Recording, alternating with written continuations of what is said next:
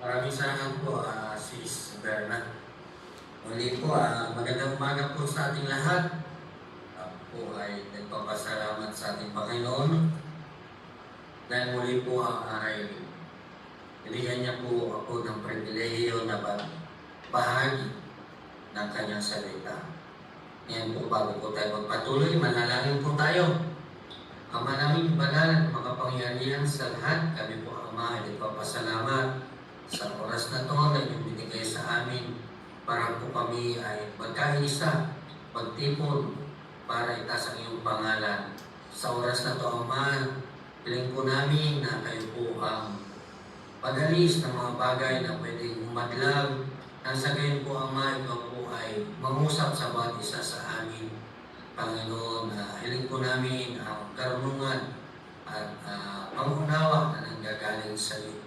Nasa kayo, Ama, ang iyong mensahe sa oras na ito ay lubos po namin maintindihan. Maraming salamat po. Ang lahat po ng itihilig namin sa pangalan ni Jesus. Ang lahat po ay magsabi ng Amen. Muli po, sa magandang umaga. At ngayon po ako po ay sasalita patungkol po sa isang bagay na sa aking pong palagay ay magbibigay po sa atin ng encouragement, magbibigay po sa atin ng pag-asa. I'll be speaking about sa topic na the best is yet to come. Sabi nga, ang mabuti, ang mga magandang bagay ay darating pa. Amen. Makita ka, let us open our Bible sa ating sa 1 Peter chapter 5 verse 8 hanggang 11. Basahin po natin. Umanda kayo at mag-ingat dahil ang kawan ninyo, ang diablo ay aligid na parang liyong matungal at naghahanap ng malalapak. Patatagin ninyo inyong pananampalataya sa Diyos at labanan ninyong diablo. Alalahanin ninyo ang mga paghihirap na nararanasan ninyo ay nararanasan din ng mga kapatid nyo kay Kristo sa buong mundo. Amen. May kling panahon lang ang paghihirap ninyo. Pagkatapos nito, tutulungan kayo ng Diyos upang maging ganap ang buhay ninyo at siya rin ang magpapatatag at magpapalakas sa inyo dahil siya ang pinagmulan ng lahat ng pagpapala. Pinili kayo upang magkabahagi sa kanyang walang hanggang kalwalhatian sa pamamagitan ng pakikipag-isa kay Kristo. Purihin siya sa kapangyarihan niyang walang hanggan. Amen. Makikita po natin mga kapatid, even na ang libro po ng Pedro, ang ating po i-observe mga kapatid, ang nagsisimula ito sa mga pangako, mga banal na pangako ng Panginoon, sa mga pananampalataya, at sa bandang katapusan ng unang Pedro, napag-uusapan dito at naisulat dito mga kapatid. Patungkol naman po sa mga pagsubok, sa mga trials, sa mga testing, at sa tinatawag po natin na katagumpayan. Amen. Na makikita po natin ang libro po ng Pedro ay nagtuturo rin ito about sa katotohanan at pagkaunawa natin tungkol sa katotohanan sa pamumuhay na may kasamang mga pagsubok at trials mga kapatid. Kaya tinuturan din po nito that we, that we look beyond sa future at sa glory, sa kaluwalhatian ng Panginoon. Now, what can we learn from this? Ano po ang matututunan natin? We will limit ating pag-aaralan despite na nagsimula tayo sa verse 8 hanggang 11. Pag-usapan po natin ang mga bagay na nakasulat sa verse 10 at verse 10. Now, ano po ang una natin matututunan dito? Let us read ang verse 9. Ano po sabi niya sa verse 9? Patatagin ninyo ang inyong pananampalataya sa Diyos at labanan ninyo ang diablo. Alalahanin ninyong ang paghihirap na nararanasan ninyo ay nararanasan din ng mga kapatid nyo Kristo sa buong mundo. First nating matututunan dito mga kapatid, that ang pagsubok, that trials, that there is trials now. Amen? Ang pagsubok ay nararanasan natin sa kasalukuyan. Sabi rito na ang paghihirap na nararanasan ng inyong mga kapatid kay Kristo. Kailan po tayo na maging magkakapatid kay Kristo? It all started right after we accepted our Lord Jesus Christ as our Lord and Savior. Dahil sabi nga po niya sa 1:12, anong sabi niya? At kung sino man ang tumanggap sa Kanya, ay nabigyan ng karapatang maging anak ng Panginoon. That was yan po yung simulan that we became a part of God's family, mga kapatid. Kaya sabi na yan, na nararanasan ang pagsubok at paghihirap ng mga ninyong kasama mga kapatid natin kay Kristo. Makikita natin that we suffer, amen? We suffer because it might be the result of our hard-headedness, mga kapatid, o mga ginagawa natin na kontra sa prinsipyo ng ating Panginoon. Hindi po natin yung masisisi that we are part of a fallen race because Adam and Eve fell. Amen? Nalagdag sila. That's why we became a fallen race. That's why ito ang dahilan. That's why man become a doer ng mga bagay na sa prinsipyo ng ating amorasay. That's why we suffer. Mga kapatid, ikalawa, we are in a hit list. Even after, ito kasi ang medyo hindi tamang pananaw ng mga iba. Now, when they become Christians, they will be suffering free. Hindi na sila makakaranas ng pagsubok o trial sa buhay. But that's actually false because, mga kapatid, even that we are, after we surrender the life sa Panginoon, we became a part sa hit list ni Satan. That's why we suffer because we are in Satan's hit list. Kaya natatanong, bakit parang bakit nung hindi pa ako nananampalataya, hindi naman ganito karami ang pagsubok, pero bakit nung nananampalataya ko, parang tila napakaraming pagsubok na aking nararanasan. Amen. Diba?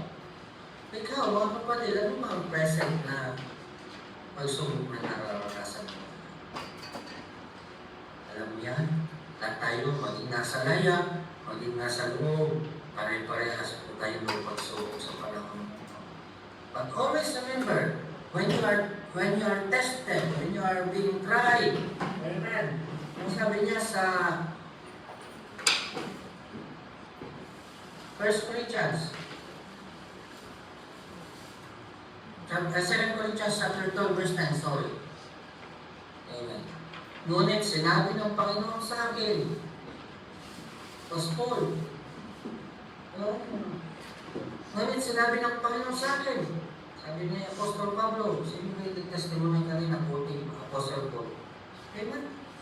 Ngunit sinabi ng Panginoon sa akin, sapat ang biyaya ko para sa inyo sapagkat ang kapangyarihan ko'y nakikita sa inyong kahinaan.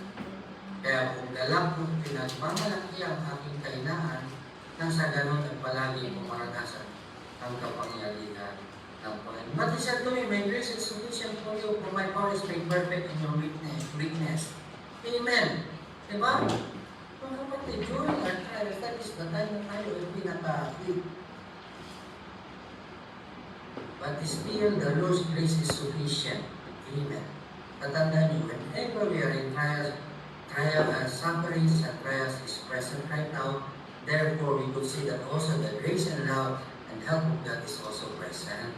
Amen. Huwag mong isipin na nagkukulang ng grasya ang Panginoon sa buhay natin when we became weak. Hindi lang weak physically, but also in our faith.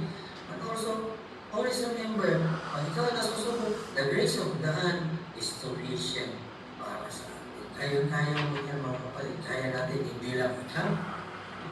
Kaya una natin matututunan, ang pagsubok, trials and sufferings is present. Right? Ikalawa, sa verse 10, ano po ang matututunan natin sa Kristo? Verse 10.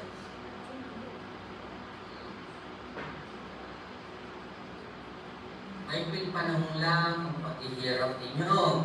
Amen. Tingnan po natin yan. Maikling panahon lang ang paghihirap ninyo. Amen. Ganda nito. Ano to? Therefore, what can we learn from this when it comes sa pinag-usapan ay suffering and trials ng isang tao? What can we learn from this? Anong maintindihan natin? Anong unang pumasok sa isip natin, mga kapatid? Kung sinabi niya, maikling panahon lang ang paghihirap ninyo. Trials and suffering, tanda natin, trials and suffering is only temporary. Amen. Hindi po siya permanent. Diba? Hindi temporary, hindi siya permanent. Amen? Diba?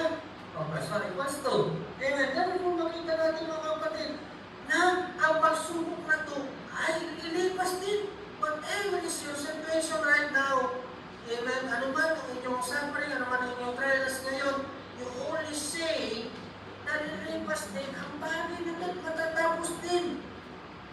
Amen? Kaya sabi na,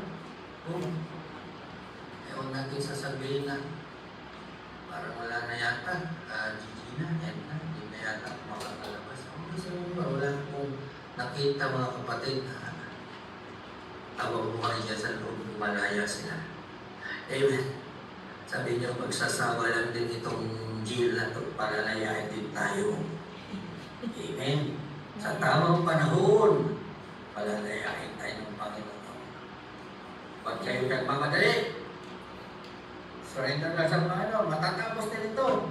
Kasi minsan yung pagmamadali, yan ang nagbibigay ng negative na thoughts sa atin. Yan ba dahilan na, I will speak about this, na yung kagustuhan natin lumaya na nagbibigay sa atin ang dahilan na nakumpor yung dahil yan sa loob. Kaya we speak in this way. Or yung, sa mga hindi nakakaintindi, or yung state ng kaisipan niya sa loob na hindi maganda. Amen. Parang malungkot ka, basta marami titos na nasasabot niya. Kaya halos ayaw mong magsalita, halos ayaw mong malis ang taliman. Amen. Kaya sabihin mo lang pag ay darating niya ang panahon, matatapos din ito, lalayarin ako. Amen. And always remember, ano sabi as 1 Corinthians chapter 10, verse 13.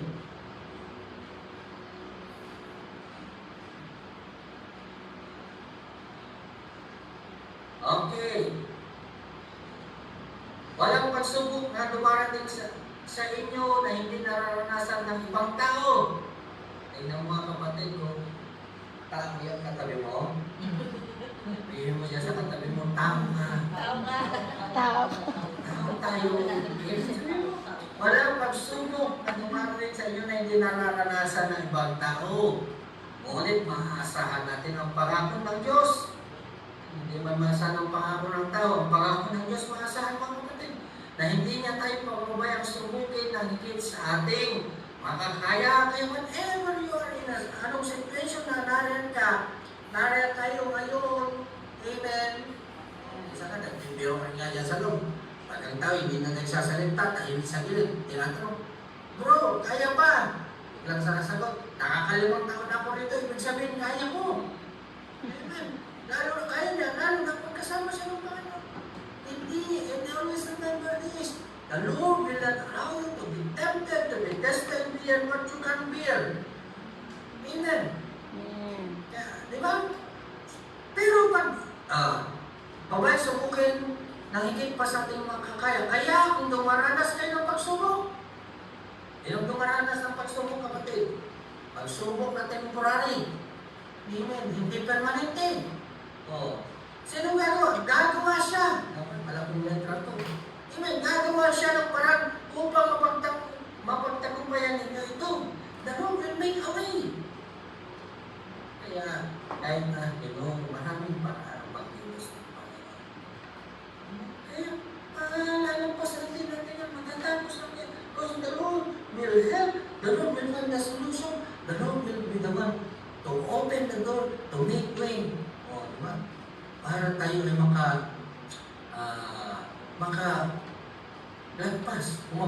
makapagtagumpay sa trials na bilis na. It is God who will solve this. No, it is God who will help us overcome these sufferings and trials. Amen. Sa Panginoon tayo umasa. Huwag kang asa sa tao dahil bibigoyin ka ng tao. Amen. Kaya these trials is only what we call this a temporary.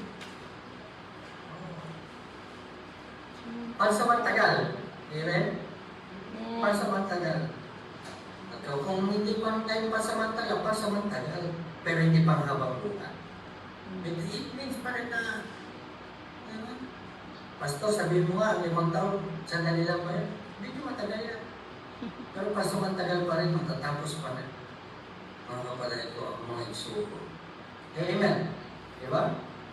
Ika-4, kahit yung tatlo, that we can learn from this, doon sa verse 10 pa rin, ng 1 Peter, chapter 5, verse 10, ano nandiyan? May kling panahon ng paghirap ninyo pagkatapos nito, pagkatapos! Kaya nga hindi nga permanent yung mga kapatid. Amen? Pagkatapos nito, saan magagaling ang tulong natin? Sa Diyos. Saan magagaling ang tulong natin? Tutulungan tayo ng Diyos upang maging ganap ang buhay nyo, upang maging buo ang buhay nyo. Ganap is kabuuan. Maging buo ulit. At siya ang magpapatatag at magpapalakas sa inyo dahil sa pinagmula ng lahat ng pagpapala, pinili niya kayo upang makabahagi sa kanya walang hanggang kawalan. Ano matututunan na to? That God, amen, that God is, what they call this, allowing the sufferings, amen, that God is allowing the sufferings, kasi sa NIV, anong sabi niya ba sa NIV? He Himself will restore you. Amen. He Himself will make you strong. He Himself will make you firm. He Himself will make you steadfast. Restore you means He will be the one. Amen. To empower you sa panahon na ikaw nalilihan ka. Kaya pala, God is allowing these things in order for Him to work in you. Amen. Ang Panginoon ay pinapayagan niyang mga bagay na ito para magkaroon siya ng lugar na magtrabaho sa ating buhay. Amen.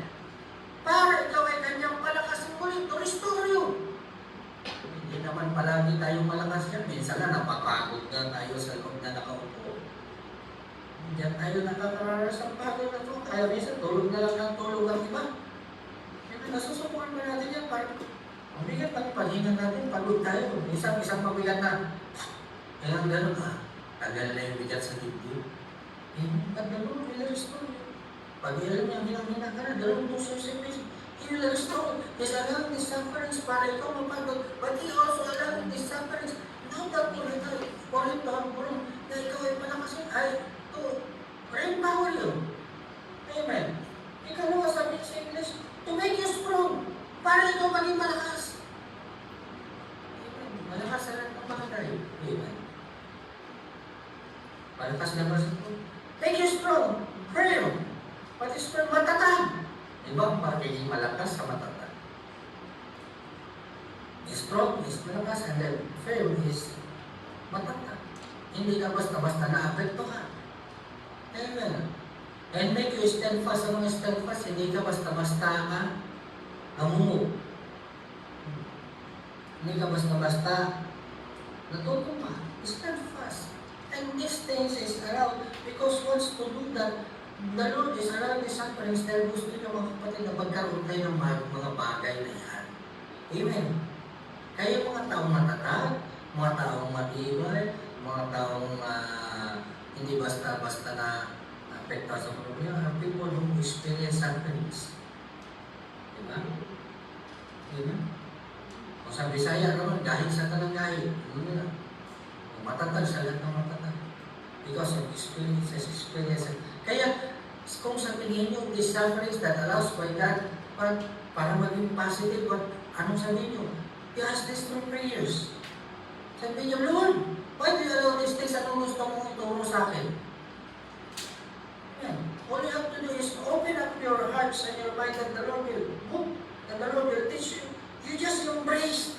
Then habang hindi natin embrace ang situation natin yan, the more we will struggle, and we struggle, we will not be able to receive and cope and understand ano ang purpose ng Panginoon, why He is still allowing this suffering. Sana nyo mga kapatid, when we understand what is suffering, mas naintindihan natin, mas nakikita natin ang pag-ilos ng Panginoon. Ulitin ko, pag, oy, Pastor, sabi mo, the best is yet to come ang topic, bakit mo pinagpalimanan sa amin ang suffering?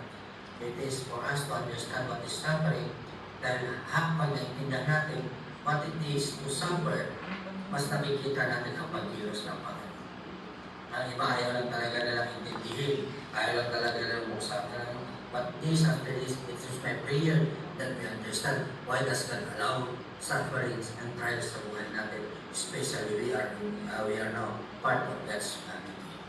Kaya nga dyan, sa part that how do we treat ang ating mga inmates, Good Morning Family, that's the TCMP that taught us to call our family, and dapat hindi lang family sa but also family, spiritual family. Amen. That He is preparing us. Amen. Para sa ating, why is God allowing this? In order for us to be strong and to restore us, to make us strong, firm and steadfast. Why? Amen. Why? Because in the future, sabi na, and all the grace of God will put you to His eternal glory. Sabi ang papalipan niya yung verse 10, paki-flash ko. Tingnan natin ko. And the God of all grace will call you to His eternal glory. Pakitingnan po natin doon sa Tagalog. Dahil nasa Pilipino. Okay, yun.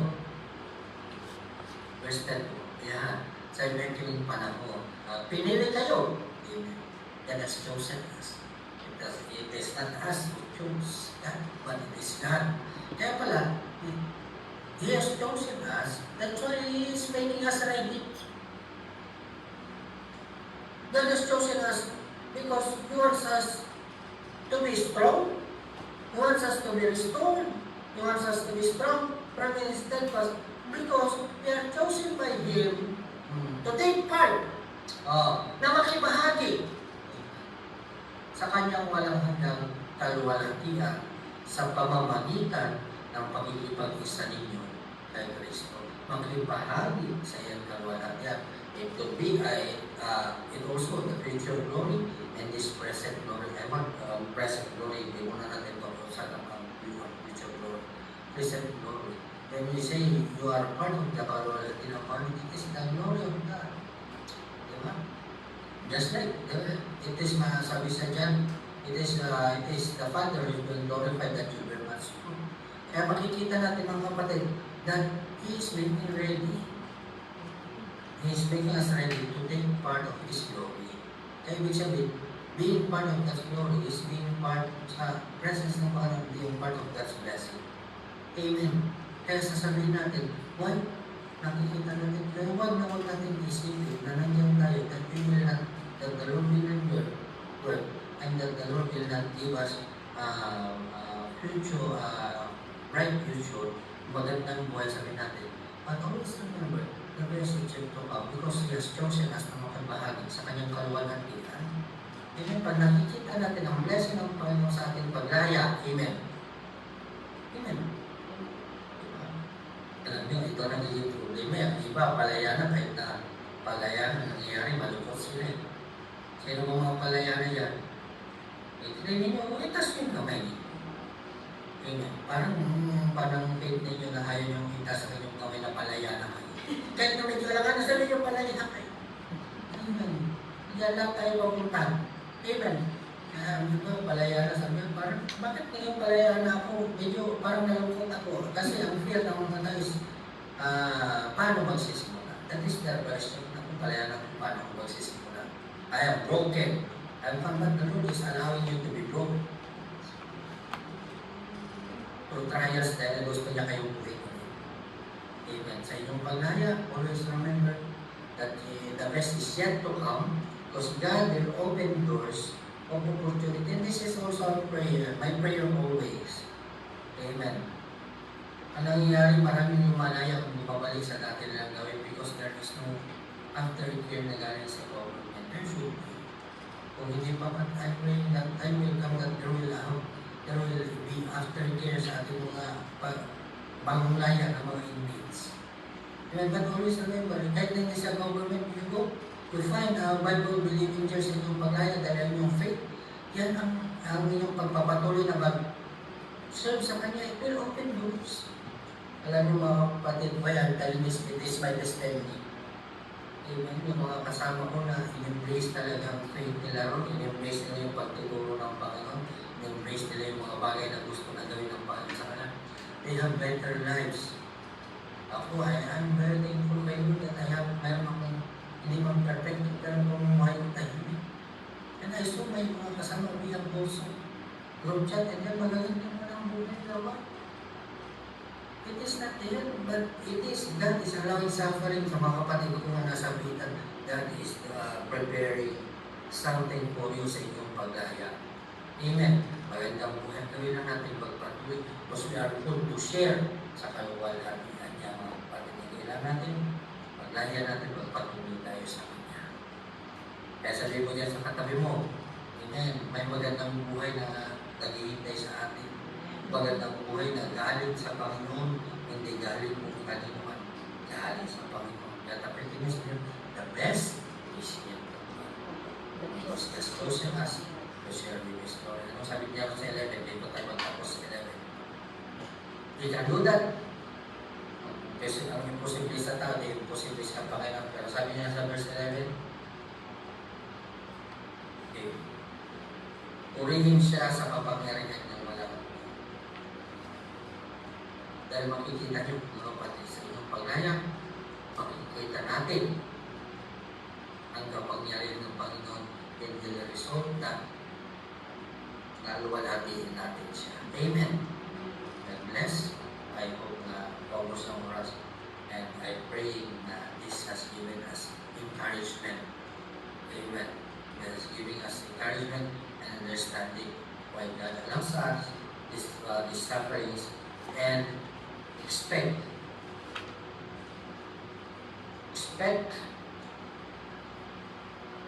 the best na darating sa mga isa sa atin. Amen. In Jesus' name, let us pray. Father in heaven, thank you sa topic na inyong binigay sa amin sa oras na. Salamat sa encouragement. Salamat sa pag-asa na bunga ng iyong salita sa oras na.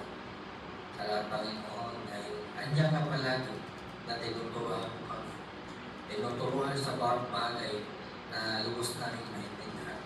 Nasa ngayon makita namin na ikaw ay kumikilo sa amin. Maraming salamat, Panginoon, sa naghihintay din na magandang buhay sa bawat isa sa amin sa madarating naman. Salamat po lahat ng tinig namin sa pangalan ni Jesus sa malang pagbasabi ng Amen. Amen.